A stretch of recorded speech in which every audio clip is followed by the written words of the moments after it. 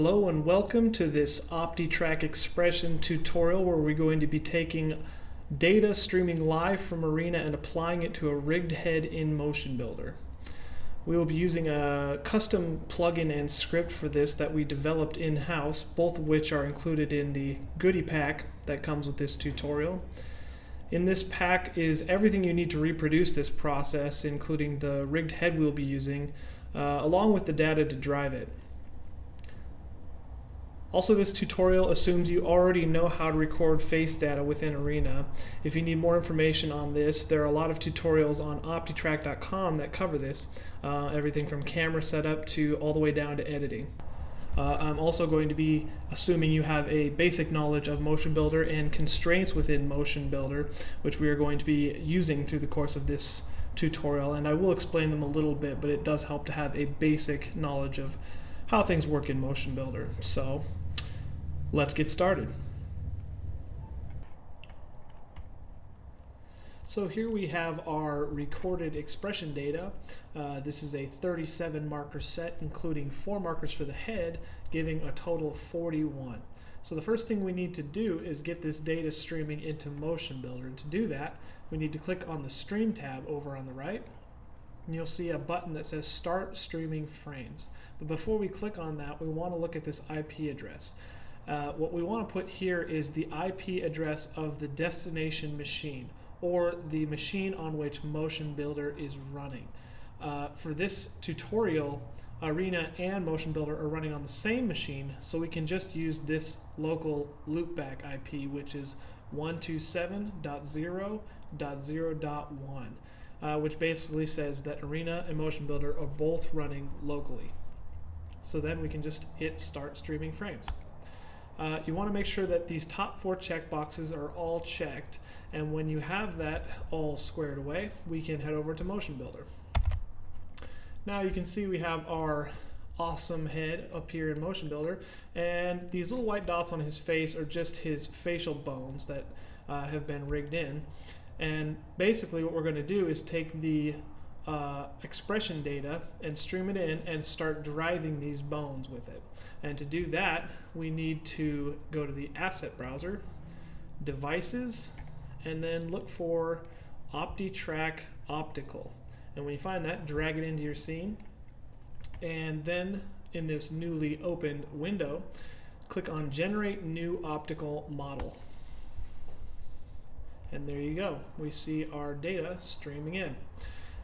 Now, if you already had data in this scene streaming, you don't want to hit Generate Optical Model again. What you want to do is then select the data from this list and hit Update Current Optical Model. And this is if you ever stop streaming or you close a file and reopen it or something like that.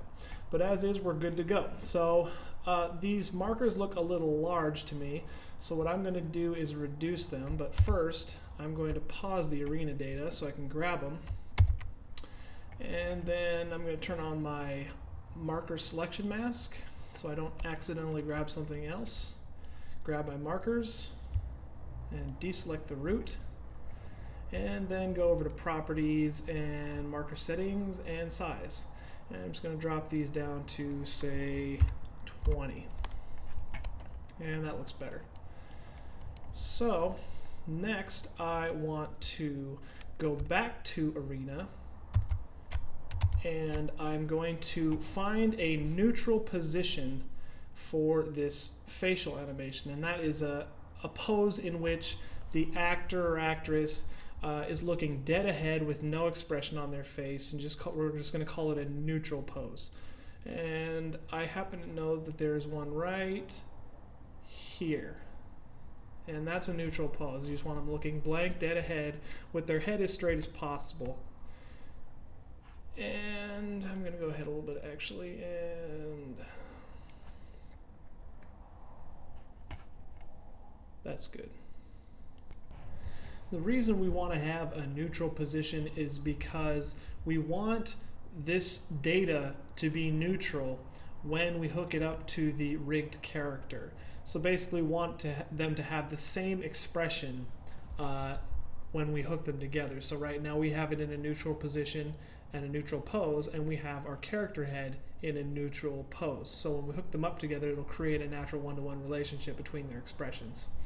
So now we can go back into Motion Builder and we can start lining up this optical device root with the character's face. So we're basically going to be moving the markers closer to where their bones are going to be. And so I'm going to actually go down here and just type in all zeros for rotation. And that way I make sure that my opticals are all lined up. And I'm just going to start moving them into place. So just going to tilt that back a little bit and then just move it a little bit closer. And that's pretty good. It doesn't have to be perfect. The only reason we need to line this up actually is so that we can use this optical root to help drive some of the rotations and movement of the head itself.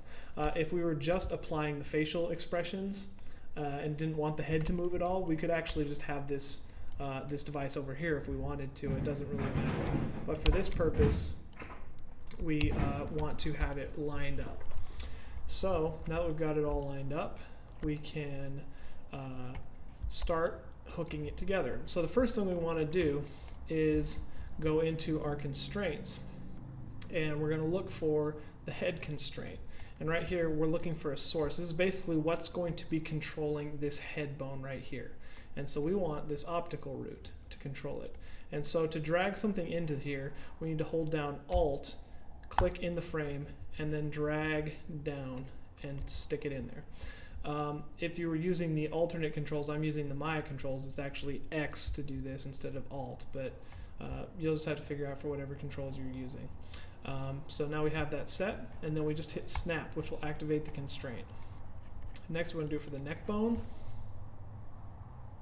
Just grab that root and hit X or Alt, drag it in, snap, and then for the shoulder, which is this one right here. And then we'll just grab our root and drag it in and hit snap. Now if I were to hit play on this data, the head would actually move with the optical data. It's just that none of the facial expressions would drive any of the facial bones because we haven't hooked that part up yet. But we are about to. So the next step is we need to bring in our script. And so you go back to Asset Browser and go to Scripts, and you're going to look for Expression Face Constraints. And once you find it, just drag it into your scene, hit Add to Scene, and then we're going to go down to our scripts, right click on the script and hit Execute. And that's going to bring up our script GUI. And there are only 2 buttons right now, but there will be more controls once we activate it. So now that we have our optical data set up and our script running, we need to hit Create Constraints. And that's going to make it look like his face exploded, but as soon as you hit Update Offsets, it's going to pop right back to where it needs to be. Basically what this first button is doing is creating the relationships between the bones and the opticals. And because there was already an initial offset for those bones, it kind of double translated his bones. But as soon as we hit Update Offsets, it's basically updating his bones back to a neutral position. So it's created an offset between the optical data and its neutral pose and his bones and their neutral pose, which is giving us that one-to-one relationship I was talking about when we took our optical data and put it in a neutral pose. So it's all hooked up.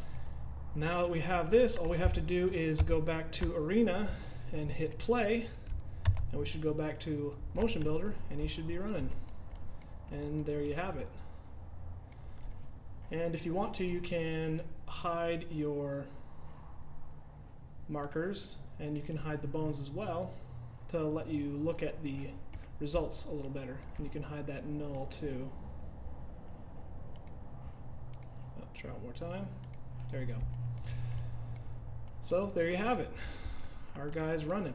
And the last step is that you see all these guys popped up here when we hit Create Constraints. And basically this is a scalar value for these constraints. It allows you to take the X, Y, Z positions of all of those bones you had before and scale down the affected amount that the data has on them. So if something is moving too much, like I can tell his eyelids already are protruding through the skin, and we don't want that, so we need to reduce the amount of influence the eyelid markers have on the eyelid bones. And so we can go back to Arena here, and we can find a spot where we have a blink. And so I'm just going to look for a blink in this data. Right there. There was a blink, and I'll just find it where it's closed, and so that's a position where his eyes are closed.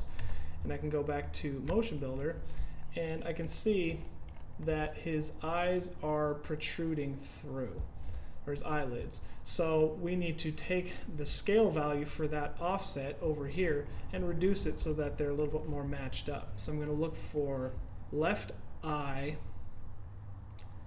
lid upper. And then click down on it and take its Y value and scale it back. And now you can see it's nice and lined up flush with his bottom eyelid. This one's a little bit too far, so we need to take the right one and do the same thing. So go to right eyelid upper and scale it back as well. So now you can see his eyelids are nice and lined up when he blinks, and they don't protrude anymore. And you'll probably find some other places where the data is either too little or too much, and that's the nice thing about this setup, is that you can actually overscale values too. You can take an eyebrow, and if you want it to raise more than what it's already doing, you can scale it up to more than one. Or if something's doing too much, you can scale it back, and you can do it on all 3 coordinates for each one. So it's pretty good control. So other than that, that's about all there is. And you have your guy grimacing and doing all kinds of good stuff. So that's it. And again, this is meant to be a pretty basic workflow about how you can go about applying Arena data to characters. I'm sure there are plenty of other pipelines that you can use to some pretty great effect. With more advanced rigging, you could start to get some pretty subtle detail in a face like this. So if you haven't been following along with me and haven't downloaded the plugin or the data or the mesh yet, be sure and do that. And if you come up with something great, send it to us. Or if you come up with a great way of doing something like this, then let us know. We'd love to hear about it. But either way, the tutorial pack, download the tutorial pack and try this out. It's a lot of fun. So that's it for this tutorial, and thanks for watching. We'll see you next time.